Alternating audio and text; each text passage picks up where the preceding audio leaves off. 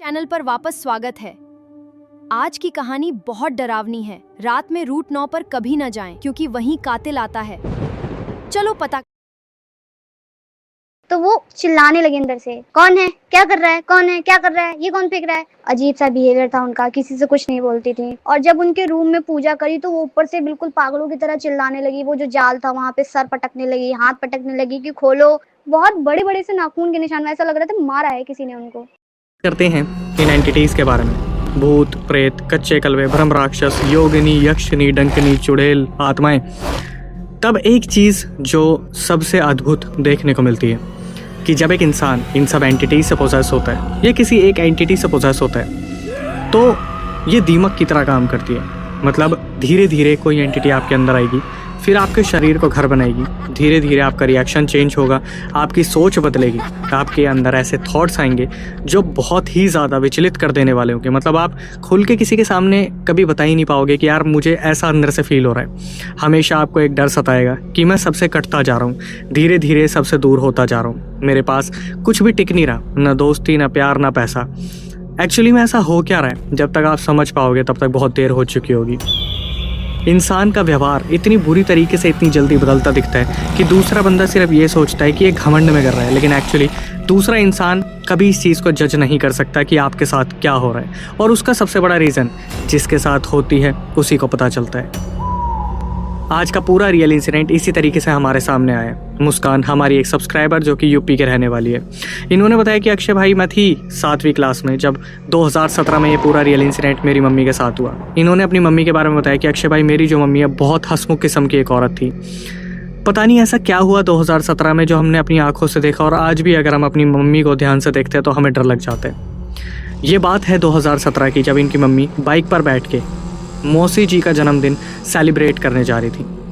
रात का टाइम था और जिस तरीके से इन्होंने बताया कि मम्मी इस तरीके से सजी हुई थी जैसे एक नई नवेली दुल्हन आई हो। इनकी मम्मी को मेकअप करना, सजना संवरना बहुत पसंद था।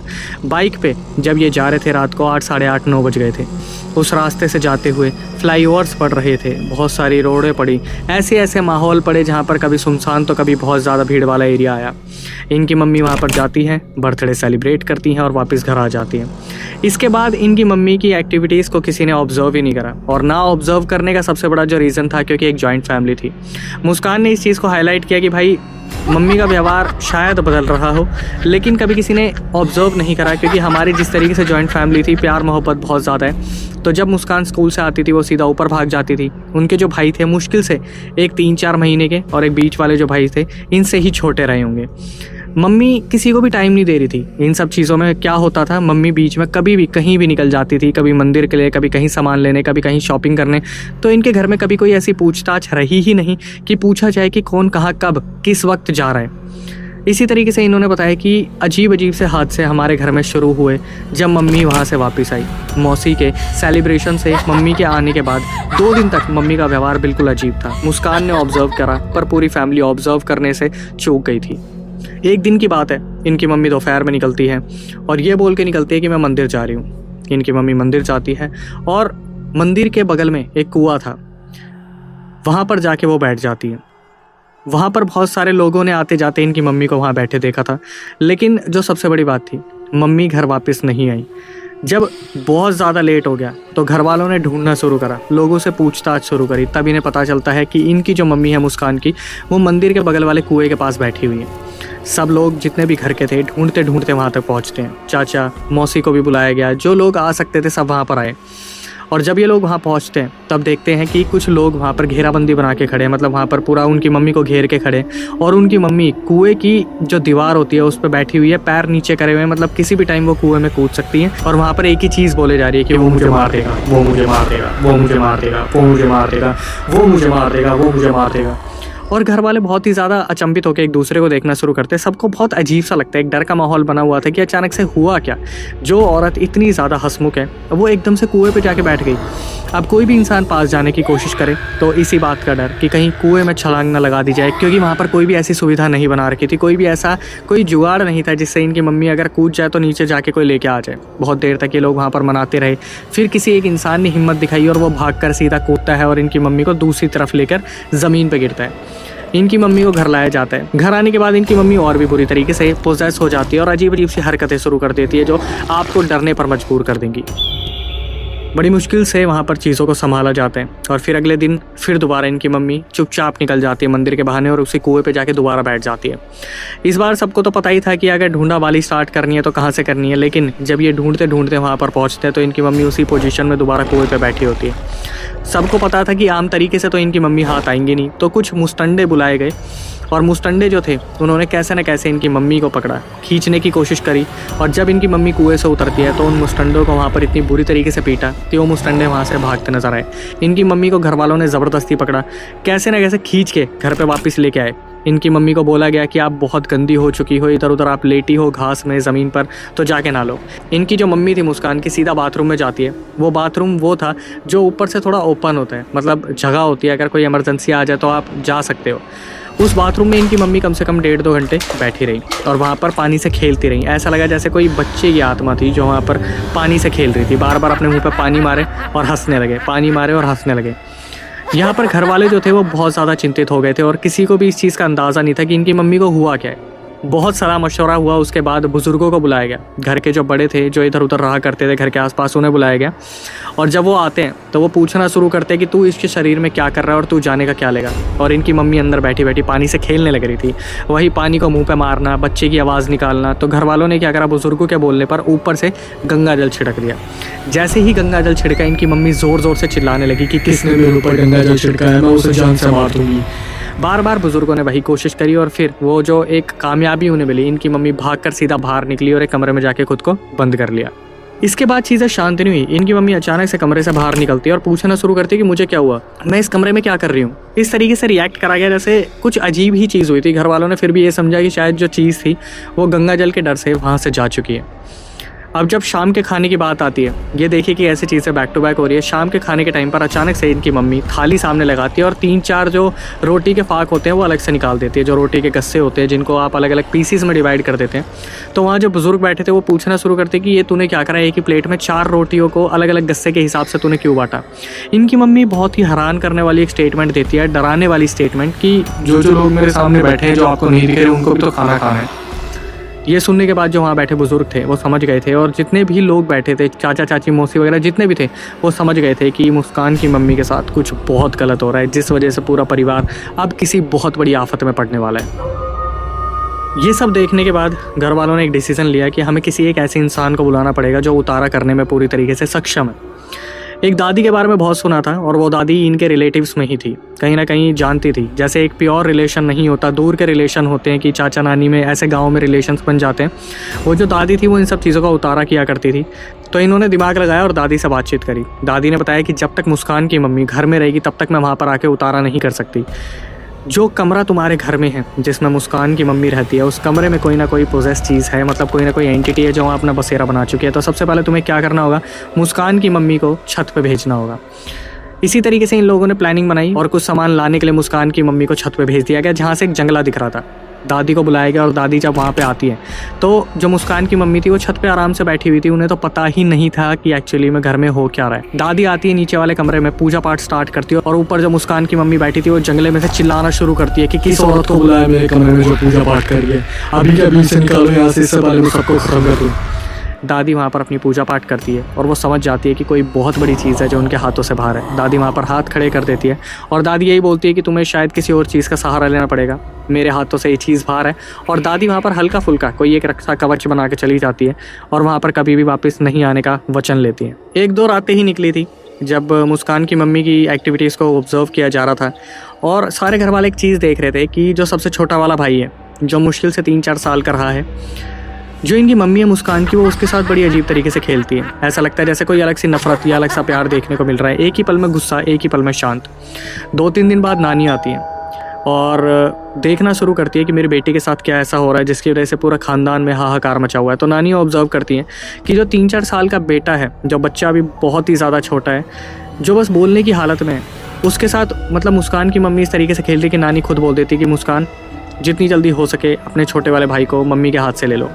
मुस्कान अपनी मम्मी के पास जाती है और बोलती है मम्मी क्या हुआ, मुझे भी भाई के साथ खेलना, आप इतने टाइम से खेल रही हो। मुस्कान की मम्मी ने मुस्कान को इस तरीके से देखा कि मुस्कान बुरी तरीके से डर गई। इन्होंने अपनी रिकॉर्डिंग में मेंशन करा कि भाई वो रिएक्शन में कभी नहीं भूल सकती और मैं बता नहीं सकती कि मैंने कितने दर्दनाक तरीके से मेरी माँ को देखते देखा है। मतलब मैं डर गई थी बुरी तरीके से। नानी ने सबसे छोटे वाले भाई को छीना और फिर रिलेटिव्स के हाथ में दिया और सीधा दरगाह चले गई। दरगाह जाने के बाद वहाँ पे जो मौलाना बैठे थे उनसे बातचीत करी। मौलाना ने एक लौंग दी और ये बताया गया कि इस लौंग को आपको चाय में घोल के कैसे भी मुस्कान की मम्मी को पिला देना है। और वहाँ पर एक राख दी गई।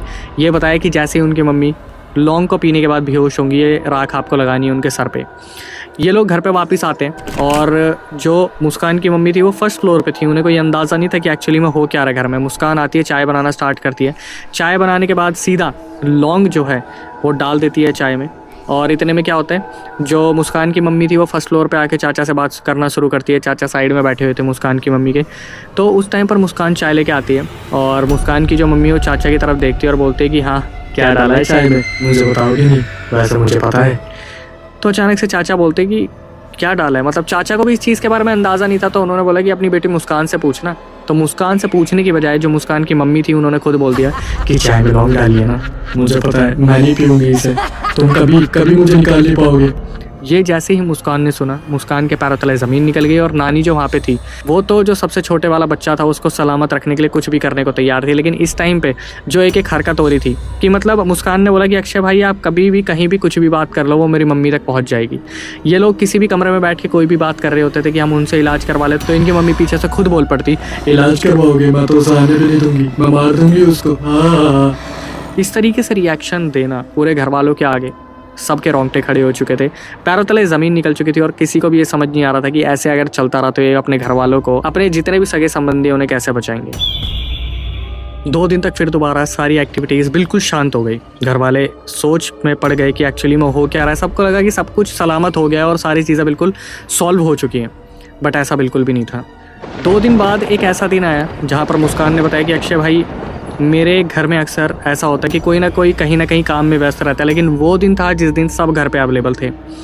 अचानक से क्या हुआ, सब घर वालों की नज़र पड़ती है कि मम्मी सबसे छोटे वाले भाई को इस तरीके से खिला रही है जैसे अभी दीवार पे दे के मार देगी।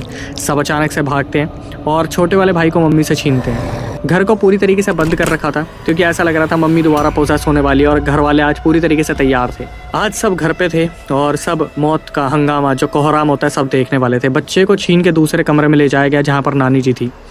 और यहाँ पर जो बैठी हुई थी मुस्कान की मम्मी सारे रिश्तेदारों के बीच में अचानक से रोना शुरू कर देती है। पहले वो जिद लगाती है मुझे घर के बाहर जाना है, मुझे खुली सांस लेनी है, और अचानक से भागना शुरू करती है गेट खोल के। तो उनके पापा घसीट के अंदर लेके आते हैं मुस्कान के। उसके बाद इनकी मम्मी ज़ोर ज़ोर से रोने लगती है और बार बार चिल्लाने लगती है वो आज मुझे लेके जाएगा, वो आज मुझे लेके जाएगा। ये सब समझने की कोशिश ही कर रहे होते कि ये क्या बातें चल रही है, ले जाएगा ले जाएगा ले जाएगा। अचानक से इनकी मम्मी क्या करती है, मुस्कान की हाथ हवा में उठाती है और चिल्लाना शुरू करती है वो मेरी आत्मा खींच रहा है, वो मेरी आत्मा खींच रहा है, वो मुझे ले जा रहा है, वो मुझे लेके जाएगा, वो मुझे लेके जाएगा। जब तक ये लोग समझने की कोशिश करते, जब तक ये कुछ बोलने की कोशिश करते, दूसरे रूम में जो बच्चा था सबसे छोटे वाला वो वॉमिटिंग करना स्टार्ट कर देता है। तो पता चलता है कि पोजेशन उस बच्चे पर अचानक से आ गया। जो इनकी मम्मी थी वो वैसे ही रो रही थी, बार बार चिल्ला रही थी, आवाज़ बदली हुई थी। और जो दूसरा बच्चा था वो भी वॉमिटिंग करना स्टार्ट करता है, जिसके वॉमिटिंग में रक्त आना स्टार्ट हो जाता है 3 से 4 साल के बच्चे के। घर में पूरा मातम का माहौल था और समझ नहीं आ रहा था कि एक्चुअली में करा क्या जाए। ये सारी हरकतें देखकर अचानक से नानी जी बोलती है कि अब वो वक्त है जहाँ पर हमें मुस्कान की मम्मी को दरगाह लेके जाना पड़ेगा। एक दरगाह जिसका नाम तो मैं नहीं ले पाऊँगा क्योंकि आजकल नाम लेने पर विवाद बहुत ज़्यादा हो जाते हैं। इनकी मम्मी को ज़बरदस्ती पकड़ के उस दरगाह में ले जाया जाता है जहाँ पर वहाँ जो मौलवी मौलाना बैठे थे वो देखकर बता देते कि अच्छा ये तो हमारी ही बिरादरी का है जो इसके ऊपर आ रखा है। तो समझ में आता है कि दादी क्यों सक्षम नहीं हो पाई उतारने के लिए, क्योंकि कोई मुस्लिम एंटिटी थी जो इनकी मम्मी के ऊपर धावा डाल के बैठी हुई थी।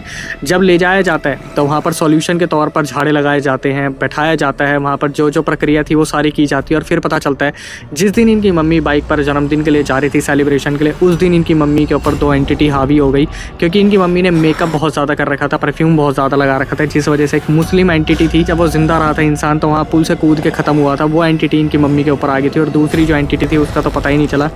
हालांकि जो मौलाना मौलवी थे उन्होंने अपनी प्रक्रिया से उन दोनों को हटा तो दिया, लेकिन मुस्कान ने बताया कि अक्षय भाई जो सबसे अचंभे वाली चीज़ है कि जो चीज़ें मैंने ऑब्जर्व की कि जब भी अजान होती थी तो मम्मी को बहुत दिक्कत होती थी, मम्मी ऐसे तड़प उठती थी जब भी अजान होती थी। अब पता चला कि क्यों, क्योंकि उस मुस्लिम एंटिटी को शायद उस चीज़ से फ़र्क पड़ता था। बाइक पे जाना इस तरीके से हावी पड़ जाएगा, मुस्कान ने कभी सोचा नहीं था। पूरे रियल इंसिडेंट में उन्होंने यही बताया कि मैं हमेशा यही चाहूँगी कि थोड़ा सा इन सब चीज़ों से सतर्क रहें। Moral of the story conclusion में उन्होंने ये बताया कि अपनी बहनों से मैं रिक्वेस्ट करती हूँ कि बालों को बांध के रखें, रात में ट्रैवल कर रहे हैं तब खासकर परफ्यूम थोड़ा सा कम और जितना मेकअप हो सके लाइट, क्योंकि जो एंटिटीज़ इस दुनिया में नहीं होती वो कोशिश करती हैं आपके शरीर को अपनाने की और कोशिश करती हैं अपनी सारी इच्छाएं पूरी करने की, और इसी तरीके से वो इच्छाएं पूरी करती हैं। एक बाइक पे लगा झटका भी किसी भी चीज़ को इनवाइट कर सकता है, क्योंकि घबराते टाइम कोई भी एंटिटी आपके ऊपर हावी हो सकती है। आप इमेजिन, आपने परफ्यूम बहुत ज़्यादा लगाया, मीठा खाया है, आप अभी रोड पर हो, कहीं भी घूम रहे हो फिर रहे हो, और अचानक से आपको पता चले कोई एंटिटी बहुत ही शातिर तरीके से आपका शिकार करने को तैयार हो, तो कैसा लगेगा। हालांकि मेरा डराने का ऐसा कोई मुद्दा नहीं था, क्योंकि मोरल ऑफ द स्टोरी में मेरी कोशिश ये रहती है आपके सामने कुछ ऐसी चीज़ें लाए जो आपको और सतर्क कर दे। तो आज का पूरा सिलसिला इसी चीज़ का था। इसके बाद मैं यही कहूँगा, इस वीडियो को शेयर कर देना यार उन लोगों के साथ जो बहुत ज़्यादा तैयार होकर निकलते हैं, रात को तैयार होकर कहीं भी निकल जाते हैं, खासकर फीमेल्स। मेरी आपसे रिक्वेस्ट है, मेरी बहन जितनी भी ये देख रही हैं, जितनी भी बड़ी बहनें छोटी बहनें देख रही है, प्लीज़ इस चीज़ को एडवाइस के तौर पर लीजिए कि जब आप बाहर जा रहे हैं थोड़ा सा मेकअप कम करें, थोड़ा खुले बालों को रिस्ट्रिक्शन में रखें। पता है मैं बहुत सारे लोगों का दुश्मन बन सकता हूँ, लेकिन राय देना मेरा फ़र्ज़ है। इसके बाद कमेंट सेक्शन खुल है, कभी आपको लगे यार कि कुछ गलत मैं बता रहा हूँ तो आप वहाँ मेंशन कर सकते हो। बस यही कहूँगा, वीडियो को शेयर कर देना। और मेरे चाचू से बोली कि क्या मिलवाया तुमने इसमें, तो चाचू बोले कि कुछ नहीं मिलाया उसने। तो हंसने लगी, वो खुद ही बता दी कि इसमें लौंग मिलाई गई है, मुझे पागल बना रहे तुम लोग। तो उन्होंने बताया कि जिस दिन वो बाइक से जा रही थी अपने मायके बर्थडे सेलिब्रेट करने, उस दिन ऊंचापुर से शायद कोई 2 एंटिटी इनके सर पे मतलब सवार हो गई। बट आज भी हम लोग उनको वो फोटो दिखाते तो उनको याद ही नहीं कि कब गए थे, वो भूल जाती, उनको आज भी नहीं पता कि वो कब गई थी।